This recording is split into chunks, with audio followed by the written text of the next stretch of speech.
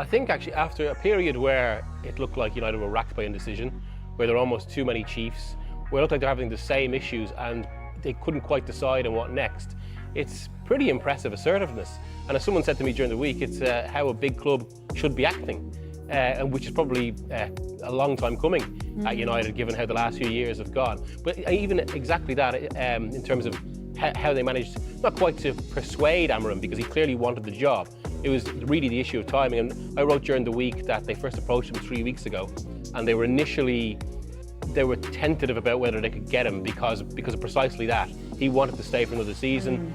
Had he won the title at Sporting this year, it would have been the first time they retained it in 70 years, which is pretty remarkable for one of Portugal's big three, but also kind of speaks to his impact. But then once obviously they decided to press ahead, I mean really I think they've known that they had to change Ten Hag for some time, but it was more, the question was over what next. But once they had decided it was Amorim, even the manner that Berrada went there on the Monday, that they went to Lisbon with a sense of purpose and getting the deal over the line, it does finally speak to a new direction. It's interesting because every time there was a big job going, Amorim's name was linked with it. So, I mean, why do you think it's taken until now for actually him to sign on the dotted line for a big club? I do actually think the release clause was an issue. It did. I mean, from the Sporting and Amorim side, I think they would say that that's one reason why he's not at Liverpool right now, why that kind of fell down quite relatively soon last season. Now, on the Liverpool side, they would say that actually, although Amorim was given strong consideration, they decided quite early on that Slot better fitted what they wanted, and they went with that, and they point to how they ultimately paid €12 million for a release clause to Feyenoord. But despite that, I mean, the very fact that it really came down to those two until Liverpool went with Slot. Barcelona had a look at him through the summer, ultimately they felt Flick better suited what they wanted, and Bayern as well have considered him, and I suppose depending on how company goes, he would have been someone that Bayern looked at in the future. And I think that, and obviously there's been this undercurrent that when Hugo Viana goes to Manchester City, having worked with him at Sporting, that he would have been a potential option, although I think people within City were quick to point out he was under consideration right now. But I think from what I heard from the Amorim side, they consider the City situation quite fluid, which is one reason why they've pressed ahead with United. But he's someone a lot of big clubs had in mind. Yes, but it shouldn't worry Manchester United fans, the fact that you mentioned, that other big clubs went for other names. I don't think it's quite a case of, I mean, put bluntly, it's not a case they passed him because they didn't think he was good enough. Right. It's actually quite the opposite. They considered him because he is now one of those managers who is up there at that sort of level that clubs are looking to, well, maybe he's our future. And lured by his presence in press conference. I mean, you can see it, that account does exist, and you can see it in Lisbon as well.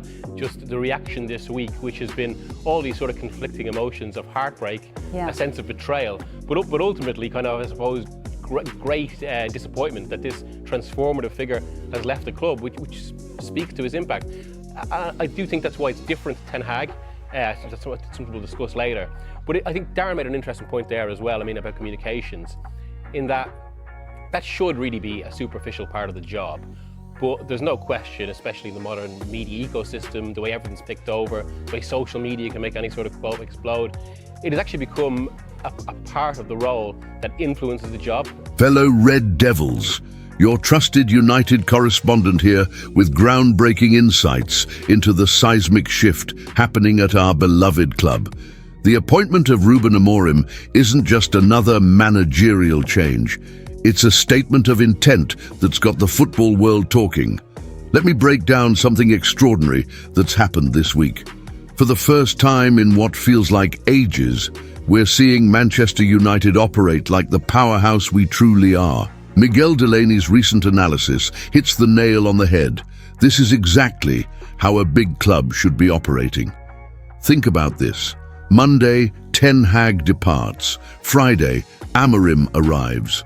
No drawn-out saga, no media circus, just swift, decisive action. That's the INEOS effect, and it's a breath of fresh air after years of Glazer-era dithering. Our new CEO, Omar Berrada, deserves massive credit here. Sources tell me his hardball negotiation tactics were crucial in securing Amorim, even though the Portuguese mastermind initially wanted to finish the season at Sporting. That's the kind of executive leadership we've been crying out for. But here's what really excites me, Red Devils. This isn't just about getting a new manager. This is about a complete transformation in how our club operates.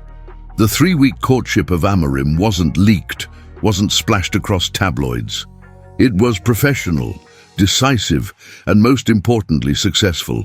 Remember the chaos of previous appointments, the endless speculation, the missed targets. Those days appear to be behind us. INEOS is showing they understand what it takes to restore United to its rightful place at the summit of world football.